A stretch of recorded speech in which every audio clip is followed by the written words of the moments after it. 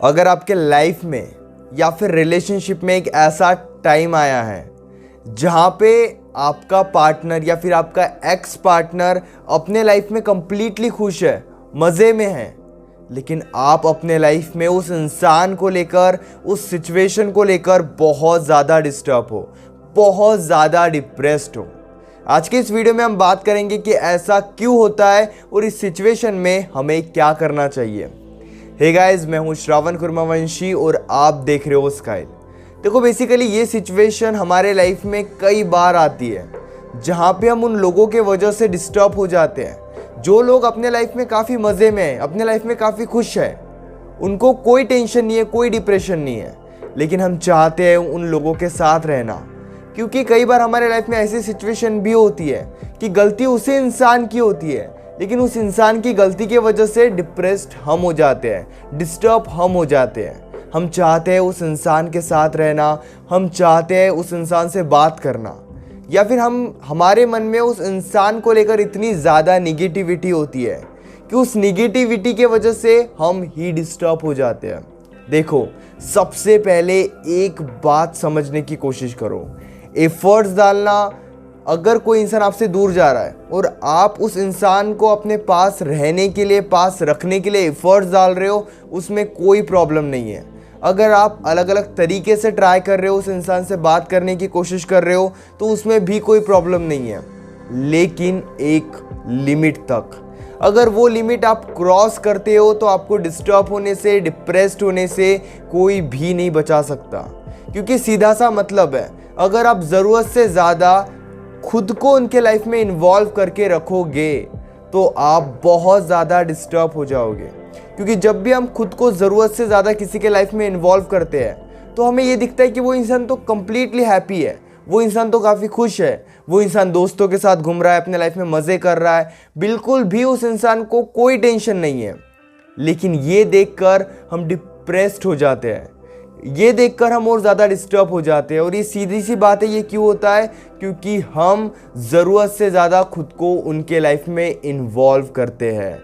अगर आप इन्वॉल्व करोगे, अगर आप ज़रूरत से ज़्यादा उनके लाइफ में घुसने की कोशिश करोगे, ट्रस्ट मी, आप खुश रह ही नहीं सकते। आपको डिस्टर्ब होने से कोई बचा ही नहीं सकता। आपको ये बात समझने की बहुत ही ज़्यादा ज़रूरत है। क्योंकि अगर आप ज़रूरत से ज़्यादा किसी से अटैच हो गए और उस अटैचमेंट के वजह से आप उस इंसान की ज़िंदगी में जाना चाहते हो, उस इंसान की लाइफ में क्या चल रहा है ये देखना चाहते हो हमेशा, तो जितनी ज़्यादा बार आप देखने की कोशिश करोगे, जितने ज़्यादा बार आप उस इंसान के बारे में पता करने की कोशिश करोगे, उतनी ही बार आप और ज़्यादा डिस्टर्ब हो जाओगे। आपको इस सिचुएशन में थोड़ा सेल्फ कंट्रोल करने पर ध्यान देना होगा। अगर आप डिप्रेस्ड हो, डिस्टर्ब हो, वो एक अलग बात है, लेकिन अगर आप उन्हें देख कर, उनके लाइफ में क्या चल रहा है ये देख कर डिस्टर्ब हो रहे हो, तो ये गलत बात है। क्योंकि यहाँ पे आपको कंप्लीटली पता है कि आप क्यों डिस्टर्ब हो। तो यहाँ पे आपका मेन फोकस इस बात पे नहीं होना चाहिए कि डिप्रेशन से कैसे बाहर निकले। मेन फोकस इस बात पे होना चाहिए कि जो आपने एक आदत लगा दी है खुद को बार बार उस इंसान के लाइफ में झांकने की, उस इंसान की ज़िंदगी में क्या चल रहा है ये देखने की, इससे कैसे कम किया जाए।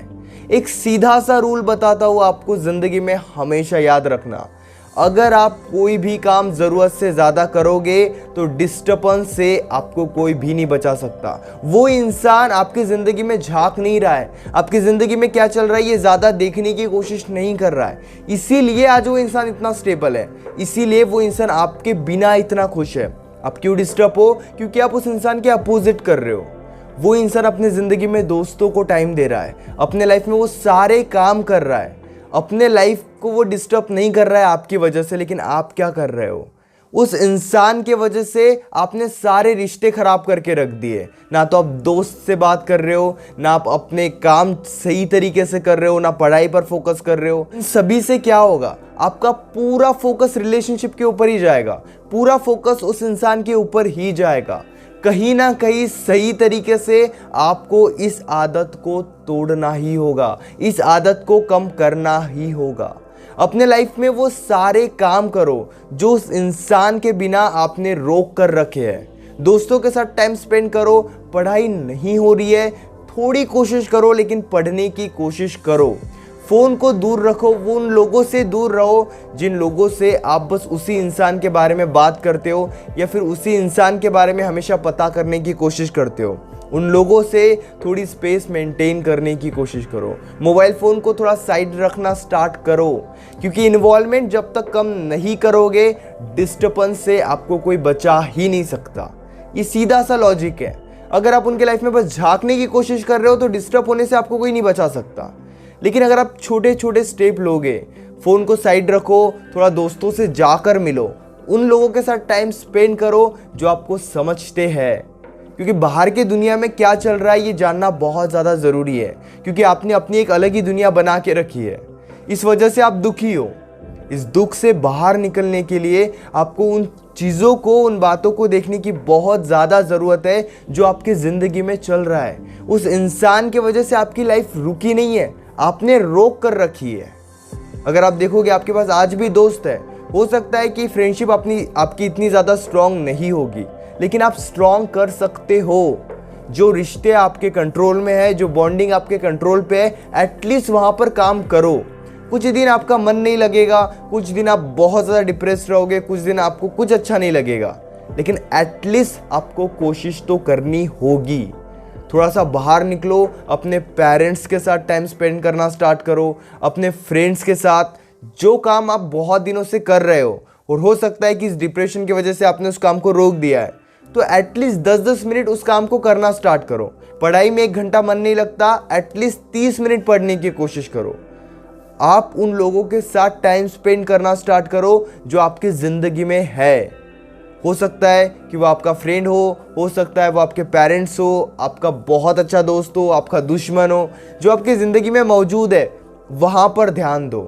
लेकिन अगर आप बस एक ही इंसान के पीछे लगे हुए हो और इस इंसान को लेकर आपने सब कुछ साइड कर दिया है, तो इस वजह से आपकी लाइफ ज़्यादा डिस्टर्ब हो जाएगी।